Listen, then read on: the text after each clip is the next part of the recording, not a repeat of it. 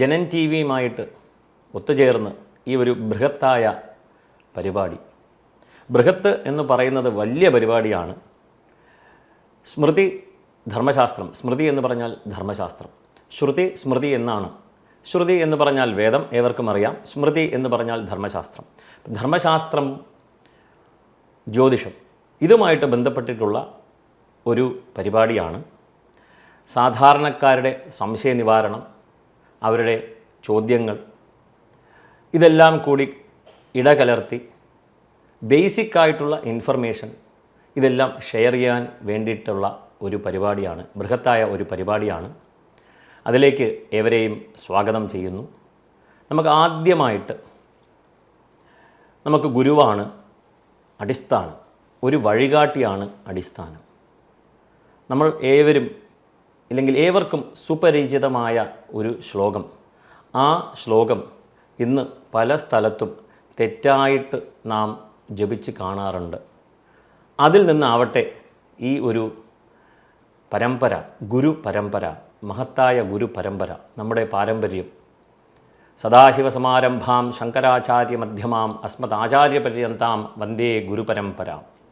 ഈ ഗുരുപരമ്പര പരിപാടിയിലൂടെ ആദ്യത്തെ ശ്ലോകം നമുക്ക് ഏവർക്കും നോക്കാം. ഗുരുർ ബ്രഹ്മ എന്ന് തുടങ്ങുന്ന ശ്ലോകം തന്നെയാണ്. ഈ ഗുരുർ ബ്രഹ്മ ശ്ലോകം പല സ്ഥലത്തും പല രീതിയിലും തെറ്റായിട്ട് ജപിച്ച് കാണാറുണ്ട്. ശരിയായിട്ട് ജപിക്കുന്നവരെ ഉദ്ദേശിച്ചല്ല ഈ പറയുന്നത്. ഇതൊന്നുകൂടി നമുക്ക് മനസ്സിലാക്കി മുന്നോട്ട് പോകാം. ഗുരുർ ബ്രഹ്മ, അപ്പോൾ ഗുരുഹു ബ്രഹ്മ, ഗുരു കഴിഞ്ഞു കഴിഞ്ഞാൽ വിസർഗമുണ്ട്. കൂടുതലായിട്ട് വ്യാകരണങ്ങളിലേക്ക് കിടക്കുന്നില്ല. ഇതെങ്ങനെയാണ് ചൊല്ലേണ്ടത് എന്ന് നോക്കി നമുക്ക് മുന്നോട്ട് പോവാം. ഗുരുർ ബ്രഹ്മ, ഗുരുർ വിഷ്ണുർ. അപ്പോൾ വിഷ്ണുഹു കഴിഞ്ഞിട്ടുള്ള വിസർഗം ഉള്ളതുകൊണ്ട് വിഷ്ണുർ എന്നായി. പദം ചേർത്ത് പറയുമ്പോൾ ഗുരുർ ബ്രഹ്മ, ഗുരുർ വിഷ്ണുർ, ഗുരുർ ദേവോ മഹേശ്വരഃ. ഇതേവർക്കും അറിയാം. ഗുരുർ ബ്രഹ്മ എന്ന് പറഞ്ഞു കഴിഞ്ഞാൽ നാൻമുഖനായ ബ്രഹ്മാവിനെ ഉദ്ദേശിച്ചാണ്. ഗുരുർ വിഷ്ണു ആയി, മഹേശ്വരനായി. ബ്രഹ്മ വിഷ്ണു മഹേശ്വരൻ. ഗുരുർ ബ്രഹ്മ, ഗുരുർ വിഷ്ണുർ, ഗുരുർ ദേവോ മഹേശ്വരഃ. ഇപ്പോൾ വിസർഗം നമ്മളിങ്ങനെ പറഞ്ഞ് ചൊല്ലുന്നുണ്ട്. നമ്മുടെ കേരളീയ പദ്ധതിയിൽ വിസർഗത്തെ മഹേശ്വര എന്ന് പറഞ്ഞു കാണുന്നുണ്ട്. രണ്ടും ശരിയാണ്. ഒന്നുകൂടി പറയുന്നു. ഗുരുർ ബ്രഹ്മ, ഗുരുർ വിഷ്ണുർ, ഗുരുർ ദേവോ മഹേശ്വരഃ. അടുത്ത വരിയിലാണ് പ്രായേണ നാം അറിയാതെ ചെയ്തു പോരുന്ന തെറ്റുള്ളത്. ഗുരു സാക്ഷാത്. അപ്പോൾ ഗുരു സാക്ഷാത് പരം ബ്രഹ്മ. ഇവിടെ സാധാരണയായിട്ട് പരം അല്ലെങ്കിൽ പര രണ്ട് ശബ്ദങ്ങളും ശരിയാണ്. പരം ബ്രഹ്മ എന്ന് നാം പലപ്പോഴും അറിയാതെ നീട്ടിച്ചൊല്ലാറുണ്ട്. അവിടെ ദീർഘം ഇല്ല. പരം ബ്രഹ്മ എന്നിങ്ങനെയാണ്. അപ്പോൾ ഗുരു സാക്ഷാത് പരം ബ്രഹ്മ. അപ്പോൾ ഗുരു സാക്ഷാത്, സാക്ഷാത് എന്നുള്ളത് രണ്ട് സായുടെ അടിയിൽ നമ്മൾ വേറൊരു പണ്ട് മലയാളമൊക്കെ എഴുതി പഠിക്കുന്നവർക്കറിയാം, മനസ്സിലാവും. ഗുരു സാക്ഷാത് ഇരട്ടിച്ച പദമാണ്. ഗുരു സാക്ഷാത് പരം ബ്രഹ്മ. ആ ബ്രഹ്മ പരം ബ്രഹ്മ എന്ന് പറയരുത്, പരം ബ്രഹ്മ. തസ്മൈ ശ്രീ ഗുരവേ നമഃ. ഇവിടെ എല്ലാവരും ഈ ഗുരവേ നമ എന്ന് നമുക്ക് ഉൾക്കൊള്ളാൻ പറ്റാതെ പോയി മനസ്സിൽ ഗുരുവാണല്ലോ, ചിലപ്പോൾ അത് അച്ചടിച്ചത് തെറ്റായിട്ടുണ്ടാവും എന്ന് മനസ്സിൽ കരുതി തസ്മൈ ശ്രീ ഗുരുവേ നമഃ എന്ന് പറഞ്ഞ് ഗുരുവേ എന്നായി. കാരണം ഗുരു ആണല്ലോ, ഗുരു എങ്ങനെ ഗുര ആകും എന്നുള്ളതാണ്. അത് അവിടെ വിഭക്തിയിലുള്ള മാറ്റമാണ്.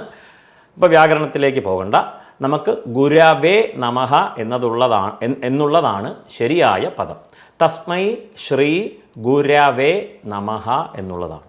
അപ്പോൾ ഈ ശ്ലോകം പൂർണ്ണമായിട്ടും നമുക്ക് മനസ്സിലാക്കാം. എപ്പോഴൊക്കെ നമുക്ക് ചൊല്ലണം എന്നുള്ളത് കൂടി നമുക്ക് ചിന്തിക്കാം. ഗുരുർ ബ്രഹ്മ, ഗുരുർ വിഷ്ണുർ, ഗുരുർ ദേവോ മഹേശ്വരഃ.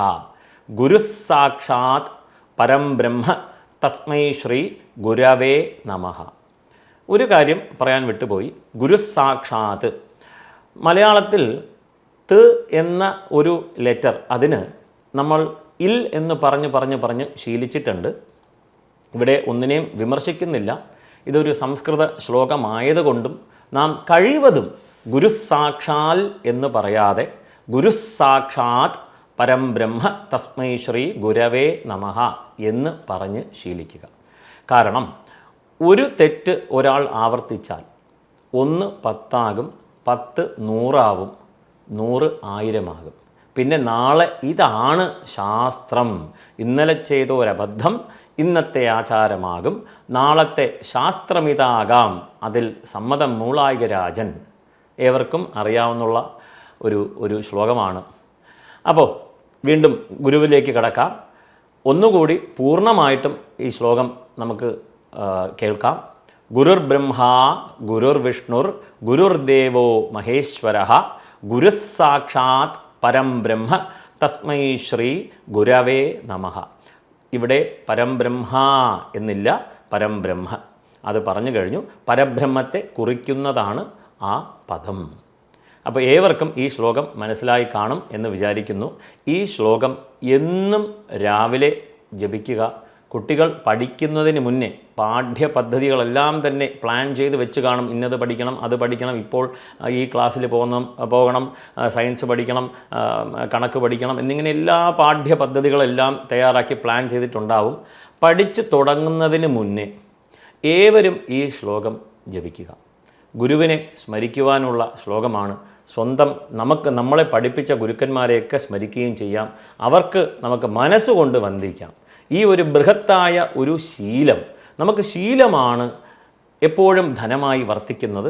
ഈ കാര്യങ്ങളിലേക്കെല്ലാം വരുന്ന ദിവസങ്ങളിൽ നമുക്ക് നോക്കാം. ഈ ഒരു ശീലം നമ്മൾ ഏവരും ശ്രദ്ധിക്കേണ്ടതുണ്ട്. ഇന്ന് നമ്മുടെ അടുത്തില്ലാതെ പോയത് ശീലമാണ്. കാരണം ഒരു നല്ല വിഷയം, നല്ല കാര്യം ശീലമാക്കാതിരിക്കാൻ എന്തൊക്കെ ദുശ്ശീലങ്ങളുണ്ടോ അതെല്ലാം എല്ലാവരുടെ അടുത്തുമുണ്ട്. എൻ്റെ അടുത്തുമുണ്ട്. കാരണം ഇന്ന് മൊബൈലായി, നമ്മളുടെ യൂട്യൂബായി, ഇൻസ്റ്റാഗ്രാമായി, മൊത്തം റീലാണ്. റീൽസിൽ നിന്ന് കൈയെടുക്കാൻ പറ്റാത്ത വിധം ഡോപ്പാമിൻ നമുക്ക് ലഭിച്ചുകൊണ്ടിരിക്കുകയാണ്. രാവിലെയും വൈകിട്ടും ഇങ്ങനെ ചുരണ്ടി കയ്യിലെ സ്കിന്ന് വരെ പോകുന്ന അവസ്ഥയിലേക്കായി. അപ്പോൾ അതൊക്കെ അവിടെ ഒരു ഭാഗത്ത് നിൽക്കട്ടെ. ഈ ഒരു ശ്ലോകമെങ്കിലും കുട്ടികളെല്ലാം തന്നെ പഠിക്കണം. ഇപ്പോൾ അവധി കാലഘട്ടമാണ്. അപ്പോൾ ഏവർക്കും ഈ ഒരു ശ്ലോകം പഠിച്ച് നമുക്ക് തുടങ്ങാം. ഗുരുർ ബ്രഹ്മ ഗുരുർ വിഷ്ണുർ ഗുരുർദേവോ മഹേശ്വരഃ ഗുരുസാക്ഷാത് പരം ബ്രഹ്മ തസ്മൈ ശ്രീ ഗുരവേ നമഃ. സ്കൂളിൽ പോകുമ്പോഴും സ്കൂളിൽ ക്ലാസ് ആരംഭിക്കുമ്പോഴും നമ്മൾ മനസ്സിൽ ജപിക്കുക. ഇനി അത് ഉറക്കെ ജപിച്ചിട്ട് ബാക്കിയുള്ള ആളുകളൊക്കെ വന്ന് നമ്മളുടെ അടുത്ത് വിഷമം പറഞ്ഞു, ഇല്ലെങ്കിൽ പരാതി പറഞ്ഞു എന്നുള്ളതൊന്നും വരരുത്. ഉറക്കെ ഉച്ചത്തിൽ ജപിക്കുവാൻ സാധിക്കുന്ന നേരത്തിൽ ഉച്ചത്തിൽ ജപിക്കുക. വീട്ടിലൊക്കെ ആണെങ്കിൽ, ഇനി സ്കൂളിലാണ്, ഓഫീസിലാണ്, പല സ്ഥലത്തുമാണ്, ട്യൂഷൻ സെൻറ്ററിലാണ്, മനസ്സിൽ തന്നെ ജപിച്ചിട്ട് ക്ലാസ് തുടങ്ങുക. ഏവർക്കും നന്മയുണ്ടാകും എന്നുള്ളതിൽ സംശയമില്ല. ഗുരുവിൻ്റെ അനുഗ്രഹമുണ്ടാകും. ഇതൊരു നല്ല ശീലമാകും. മനസ്സ് നല്ലതിലേക്ക് ചലിക്കും. അഹങ്കാരം കുറയും. എന്തുകൊണ്ട് ഈ അഹങ്കാരം കുറയും? നമ്മൾ മറ്റൊരാളെ നമസ്കരിക്കുകയാണ്. ആരെ എന്ത് എന്ന് എങ്ങനെ എവിടെ അറിയില്ല. ആര് എന്ത് എങ്ങനെ എവിടെ എന്നറിയില്ല. ഗുരുസാക്ഷാത് പരംബ്രഹ്മ എന്താണോ എവിടെയാണോ അറിയില്ല. പക്ഷേ എങ്കിൽ അവിടെ ഒരാളുണ്ട്, ഇല്ലെങ്കിൽ ഒരു ഈശ്വരനുണ്ട്, ഭഗവാനുണ്ട്, ദേവതയുണ്ട്, ഗുരുവുണ്ട് എന്ന് മറ്റൊരാളുണ്ട്, അവരെ ഞാൻ നമിക്കുന്നു, നമസ്കരിക്കുന്നു എന്നുള്ള ഒരു തോന്നൽ അവിടെ നിന്നും തുടങ്ങുകയാണ്. മറ്റൊരാളുണ്ട്, ഞാൻ മാത്രമല്ല ഭൂമിയിൽ, മറ്റൊരാളും കൂടി ഉണ്ട് എന്നുള്ളൊരു തോന്നലിലേക്കും കൂടി ഇത് കാരണമാകും. അങ്ങനെ അഹങ്കാരം പതുക്കെ കുറയുവാൻ തുടങ്ങും എന്നുള്ളത് നമ്മുടെ സംസ്കാരം നമ്മളെ പഠിപ്പിക്കുന്നു. അങ്ങനെ ധർമ്മശാസ്ത്രത്തിൽ ആദ്യത്തെ പരിപാടിയിൽ, ഗുരുപരമ്പരയുടെ ആദ്യത്തെ ഈ എപ്പിസോഡിൽ നാം ഈ ഒരു ശ്ലോകം, ഗുരു ബ്രഹ്മ ഗുരു വിഷ്ണു ശ്ലോകം പഠിച്ചു കഴിഞ്ഞു. ഏവരിലേക്കും ഇതെത്തിക്കുക. നമ്മൾ മാത്രമല്ല ഇത് ശീലമാക്കേണ്ടത്. നമ്മുടെ കുട്ടികൾ, അയൽവക്കക്കാർ, അല്ലെങ്കിൽ നമ്മളുടെ കൂടെ ജോലി ചെയ്യുന്ന ആൾക്കാർ, ഇവർക്കെല്ലാം തന്നെ ഈ ഒരു കാര്യം, ഈ ഒരു ചെറിയ കാര്യം മാറ്റത്തിന് തുടക്കമാകുന്ന വിധം ഒന്ന് നമുക്ക് ശ്രമിക്കാം. ഏവർക്കും ശ്രമിക്കാം. നമസ്കാരം.